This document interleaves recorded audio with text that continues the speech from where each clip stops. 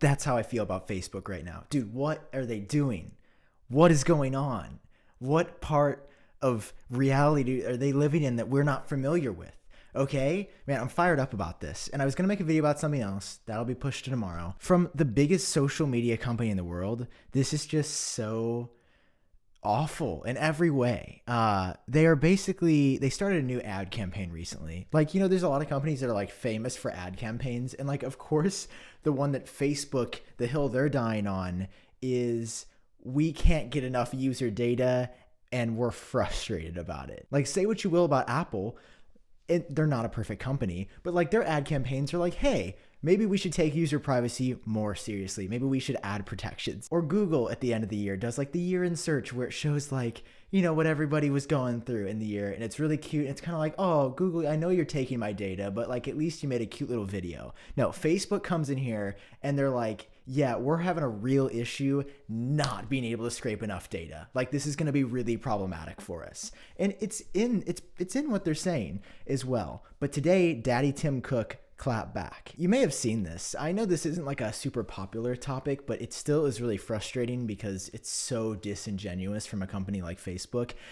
They have this buyout in an ad, and Bloomberg got the full resolution version of it saying, we're standing up to Apple for small businesses everywhere. Let me read some parts of this because I find it quite entertaining. Keep in mind, Facebook is the largest social media company, and their entire business model relies on seeing what you're up to so that they can sell you more targeted ads. All right, let's kick off the delusion and let's warp our reality a little bit. We're standing up to Apple for small businesses everywhere. The big text, it cannot be argued with. Who wouldn't want to fight for the small guy?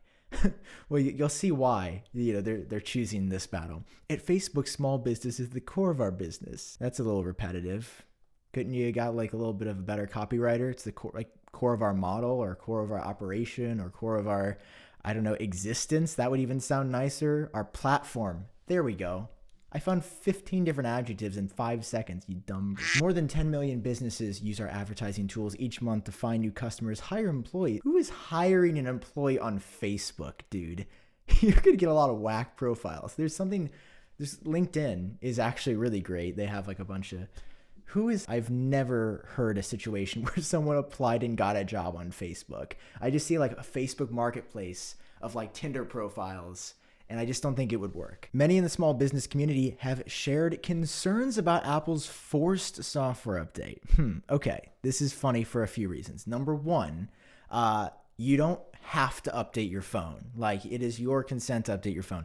Number two, I have not heard from one small business anything about software because I'm going to be honest with you, most small businesses are not focused on updating to the latest software or ensuring that they have the latest possible technology. Especially now, they're just trying to get by Facebook, okay? Don't shame them for not updating to iOS 14. And they say this forced software update from Apple will limit businesses' ability to run personalized ads and reach their customers effectively. Part of this is fair. As a business, you want to reach your customers. The other part, to run personalized ads. Keep that in mind. This just gets better because they've already dug such a hole now. And then, okay, let's just keep going. 44% of small to medium businesses started or increased the usage of personalized ads on social media during the pandemic, according to a new Deloitte study. Mark Zuckerberg would be like, shout out Deloitte, though. Shout out Deloitte. It's not us saying this. It's Deloitte. Yeah, I mean, Tim, what are you going to say to Apple? What are you going to do? It's Deloitte. Without personalized ads, Facebook data, okay, so who knows if this is actually real, shows that the average small business advertiser stands to see a cut of over 60%, okay, in their sales for every dollar they spent. Now, the way this is worded is very interesting because it's not saying they're going to lose 60%. It sounds like that's what they're saying. They're saying they're going to make 60% less for what they're spending. So this suggests that they're still going to be making 40% of what they did. Now, that's a huge cut. I'm not saying that that's not like a scary thing if you're a business, but keep in mind that this is the money that they're spending on ads. So perhaps that ad money goes somewhere else. It's just not Facebook. Okay, you can see why Facebook's so concerned that if advertisers are making 60% less, hold on, let me put on my thinking hat. Facebook will make 60% less as well. This paragraph, though, is where they just spell out their motives. I'm surprised that they're this transparent. It says, well, limiting how personalized ads can be used does impact larger companies like us.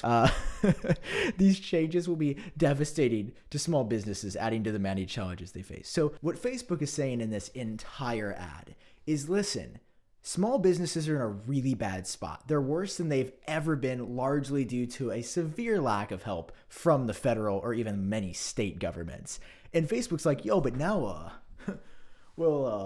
now it's not looking so hot for us, because if they're losing 60%, then we're losing 60% or more. And ads and data are our business model. This is how Facebook runs. Okay, this is the business. And small business at their core. No, ads and data are at your core. This is why you care. They put out another one of these today, I think. I can probably find it online real quick. I'm pretty good at this whole Google thing. This one is called Apple versus the Free Internet. Oh my God. How dramatic are we going to get? Apple plans to roll out a forced software update that will change the internet as we know it for the worse. Take your favorite cooking sites or sports blogs. Most are free because they show advertisements. Apple's change will limit their ability to run personalized ads. To make ends meet, they will have to start charging you subscription fees. Okay, you don't know the future, so let's chill out here, or adding more in-app purchases, making the internet much more expensive, and reducing high-quality free content. Okay, listen, yes, as somebody who runs a business based on ads, this is the concerning part. Like, if you cannot run personalized ads, the ad rates do drop pretty significantly. But at the same time, you'll see why what Apple's doing is okay.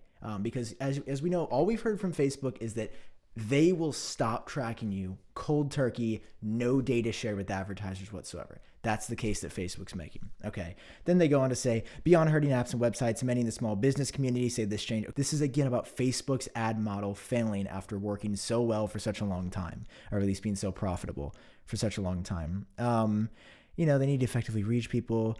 44% of small businesses. Okay. They just repeat the same thing. Whatever. This one is way more dramatic. I mean, this one's a bit more fair as far as like the argument that they're making. Like, yes, hypothetically, this could change the way that content works. But let's see what Apple has to say about this, right? Because this is a feature that they announced with iOS 14. Apple has actually delayed it by a few months. It was supposed to be in iOS already. They have not put it into iOS. So today, Tim Cook, CEO of Apple, my dad, spoiler, sorry. Yeah, we go back way far. And Tim is a pretty cool guy. Listen, I'm not going to say that if I would pick Tim or the Zuck.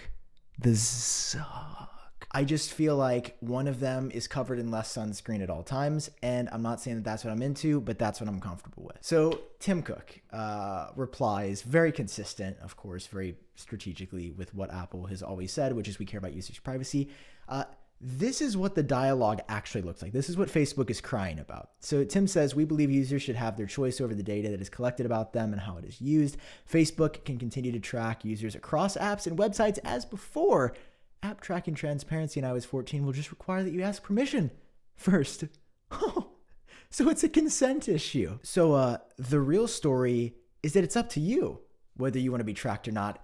And Facebook still has a 50-50 shot, very fairly, as every other app on iOS will, to say, ask not to track or allow. By the way, what's up with this Apple ask app not to track? What, can they say no? What is Facebook going to say? Yeah, sir, we're sorry.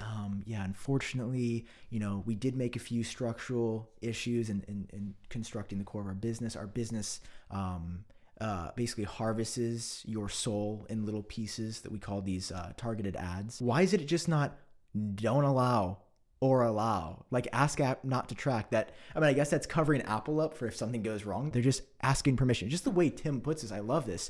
We will just require that they ask your permission before, okay? You can continue to track users across apps, Facebook, if the user wants that. This is an issue, like I said before, of consent.